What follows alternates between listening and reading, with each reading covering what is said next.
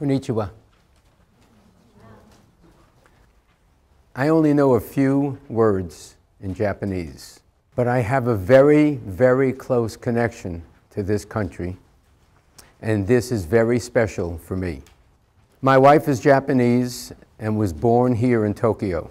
The reason she came to America is her father is the retired president of Hitachi Medical. So this is very special for me. This is not just me talking to a regular group, any group in the United States. So this is very special for me. This is not just me talking to a regular group, any group in the United States. I start my talks out with the definition of this word, paradigm. I start my talks out with the definition of this word, paradigm. Because in the reality of us practicing veterinary medicine, it's important in our community to share information like this. And right now, our profession is in a shift in our paradigm. This is a very good thing, and it's also a very needed thing to happen. And I'll show you why. This is a survey done by the largest foundation in the United States for veterinary medicine. This foundation funds millions of dollars of research programs for our profession. This is a survey they did 20 years ago in 1997 and reported it in 1998. What disease did your dog die from? Notice that cancer is 5 to 10 times greater in causing death than any other disease 20 years ago. I have good news and bad news. The bad news is I am not a scientist. The good news is I am not a scientist. I, like you, am a clinician. In over 45 years of practicing veterinary medicine with my associates, I have worked on over 200,000 cases. How many here understand any English? How many here practice any form of integrative medicine? Excellent. I graduated Cornell University in 1973. At one time, I was number 2 in my class, so I know medicine very well. One of the reasons I was number 2 in my class is my classmates thought I had a photographic memory. And that memory has lasted over the 45 years, so I have seen the change occur over the last 4 decades. And that memory has lasted over the 45 years, so I have seen the change occur over the last 4 decades. And it was always a disease of the old. So in practice, if we saw a dog that had a mass and the dog was young, we eliminated the possibility of cancer based on age. Now it is said in the United States, 1 in 2 dogs will either get or die from cancer. And it has also become a disease very commonly in the young. So this is not just bad luck. There are reasons for this happening.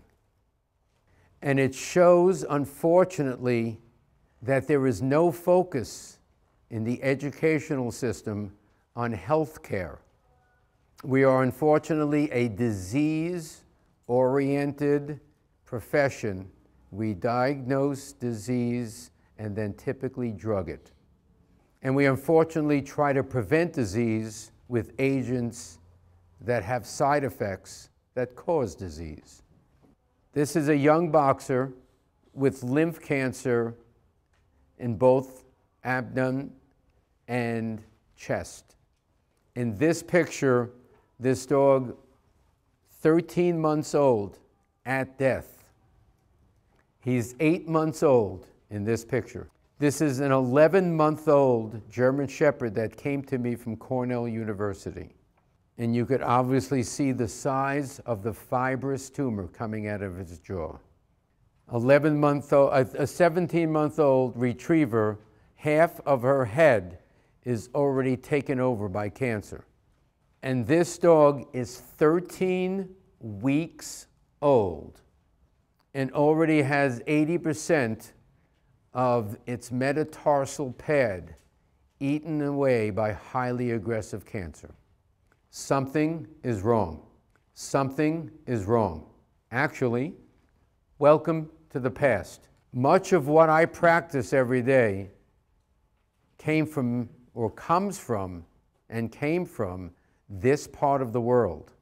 So true integrative medicine is a combination of conventional and alternative, but also a combination of the new and the old.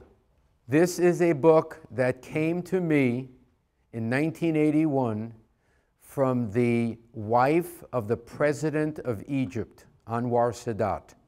It's about trying to find a tomb in Egypt that contains the scriptures of the knowledge of what it took to build things like the Great Pyramid. Modern man, technological man, cannot build the Great Pyramid of Egypt.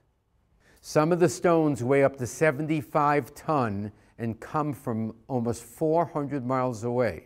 How did they get there? The reason I put this up here, because about the same time on the earth, the practice and science of acupuncture was codified.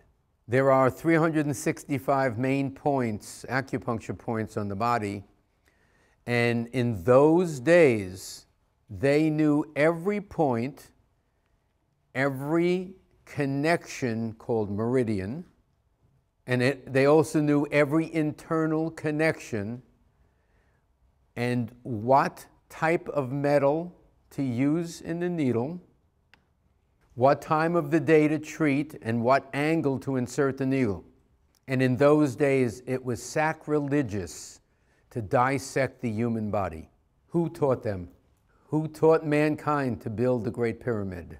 So we're dealing with a level of knowledge that even surpasses modern day technology. Even more important than this, that we lose track of, is what is called nature. We cannot build something that could heal a cut. And there are so many things that nature does that we take for granted.